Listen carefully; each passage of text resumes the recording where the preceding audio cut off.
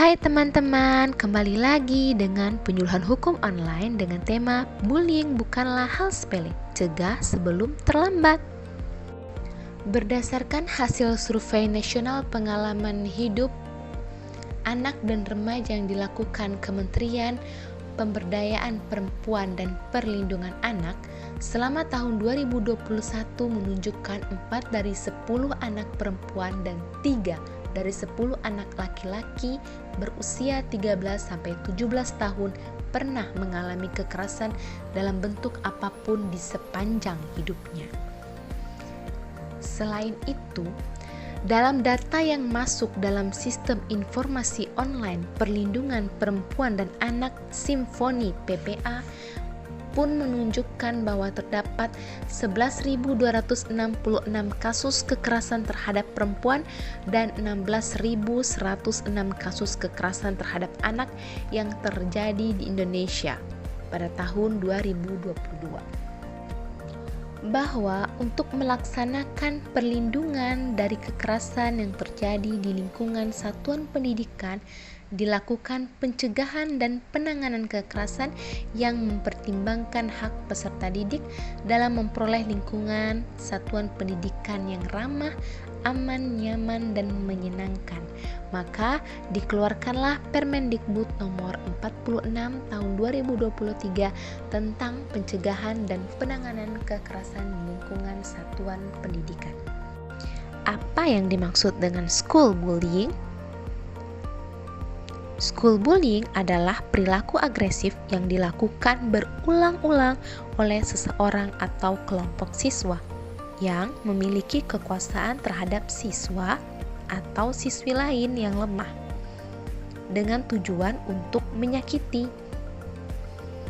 Dalam bahasa Indonesia, secara etimologi kata bully berarti penggertak, mengganggu orang yang lemah. Apa beda antara pencegahan dan penanganan?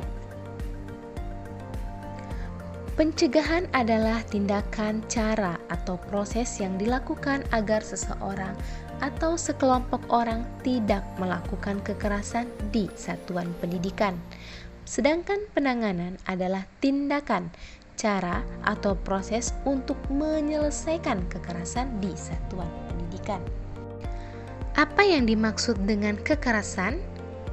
Kekerasan adalah setiap perbuatan, tindakan, dan atau keputusan terhadap seseorang yang berdampak menimbulkan rasa sakit, luka, atau kematian, penderitaan seksual atau reproduksi, berkurang atau tidak berfungsinya sebagian dan atau seluruh anggota tubuh secara fisik, intelektual, atau mental, hilangnya kesempatan untuk mendapatkan pendidikan atau pekerjaan dengan aman dan optimal, hilangnya kesempatan untuk pemenuhan hak asasi manusia, ketakutan, hilangnya rasa percaya diri, hilangnya kemampuan untuk bertindak, rasa tidak berdaya, kerugian ekonomi dan atau bentuk kerugian lain yang sejenis.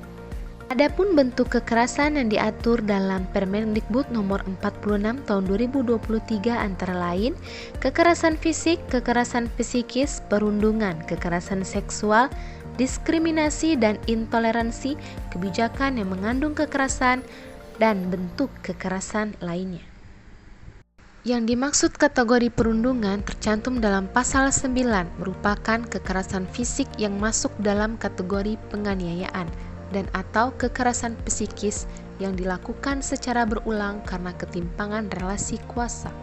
Kekerasan psikis seperti pengucilan, penolakan, pengabaian, penghinaan, penyebaran rumor, panggilan yang mengejek, intimidasi, teror, perbuatan mempermalukan di depan umum, pemerasan, dan perbuatan lain sejenis. Kekerasan seksual merupakan setiap perbuatan merendahkan, menghina, melecehkan, dan atau menyerang tubuh dan atau fungsi reproduksi seseorang karena ketimpangan relasi kuasa dan atau gender yang dapat berakibat penderitaan psikis dan atau fisik termasuk yang mengganggu kesehatan reproduksi seseorang dan hilang kesempatan melaksanakan pendidikan dan atau pekerjaan dengan aman dan optimal. Sedangkan yang dimaksud dengan diskriminasi dan intoleransi merupakan setiap perbuatan kekerasan dalam bentuk pembedaan, pengecualian, pembatasan, atau pemilihan berdasarkan suku atau etnis, agama, kepercayaan, ras, warna kulit, usia, status sosial ekonomi, kebangsaan, jenis kelamin, dan atau kemampuan intelektual, mental, sensorik, serta fisik. Upaya untuk pencegahan dan penanganan kekerasan di satuan pendidikan meliputi yang pertama adalah penguatan tata kelola, dua edukasi, dan terakhir penyediaan sarana dan prasarana. Upaya yang dilakukan pemerintah dalam pencegahan dan penanganan kekerasan adalah dibentuknya tim penanganan dan pencegahan kekerasan. Yang kedua, Pemda membentuk satuan tugas. Tim Pencegahan dan Penanganan Kekerasan yang selanjutnya disingkat TPPK adalah tim yang dibentuk satuan pendidikan untuk melaksanakan upaya pencegahan dan penanganan kekerasan di satuan pendidikan. Sedangkan satuan tugas ditetapkan oleh kepala daerah atas usulan kepala dinas pendidikan. Satuan tugas mempunyai tugas pelaksanaan, pembinaan, pemantauan, dan pengawasan pencegahan dan penanganan kekerasan pada satuan pendidikan di wilayah sesuai kewenangannya. Dalam upaya pencegahan dan penanganan kekerasan di satuan pendidikan, maka dilibatkan peran serta pendidik, peserta didik lain, tenaga pendidik, orang tua atau wali murid, maupun masyarakat untuk melaporkan segala tindak kekerasan untuk kemudian ditangani tim pencegahan dan penanganan kekerasan. Hal-hal lain yang diatur dalam Permendikbud pencegahan dan penanganan kekerasan di satuan pendidikan antara lain tata cara penanganan kekerasan, pemulihan bagi korban, saksi dan atau pelaku peserta didik, hak korban, pelapor, saksi dan peserta didik sebagai terlapor dalam penanganan kekerasan, petunjuk teknis dan masih banyak lagi. Selain diatur dalam Permendikbud nomor 46 tahun 2023, maka kasus bullying itu juga termasuk ke dalam tindak pidana yang mana diatur dalam Undang-Undang Perlindungan Anak pasal 76C Undang-Undang nomor 35 tahun 2014 yang berbunyi setiap orang dilarang menempatkan, membiarkan, melakukan, menyuruh melakukan atau turut serta melakukan kekerasan terhadap anak. Sedangkan sanksi pidana diatur dalam pasal 80 Undang-Undang nomor 35 tahun 2014 tentang perlindungan anak yang berbunyi sebagai berikut. Ayat 1.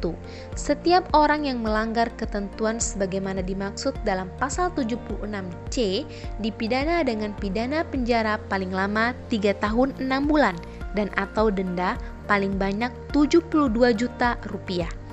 Ayat 2, dalam hal anak sebagaimana dimaksud pada ayat 1 luka berat, maka pelaku dipidana dengan pidana penjara paling lama 5 tahun dan atau denda paling banyak 100 juta rupiah. Ayat 3, dalam hal anak sebagaimana dimaksud pada ayat 2 mati, maka pelaku dipidana dengan pidana penjara paling lama 15 tahun dan atau denda paling banyak 3 miliar rupiah. Ayat 4, pidana ditambah sepertiga dari ketentuan sebagaimana dimaksud ayat 1 dan ayat 2 ayat 3 apabila yang melakukan penganiayaan tersebut orang tuanya. Baiklah teman-teman, demikian yang dapat saya sampaikan. Terima kasih, semoga bermanfaat dan sampai ketemu lagi dengan penyuluhan hukum online selanjutnya.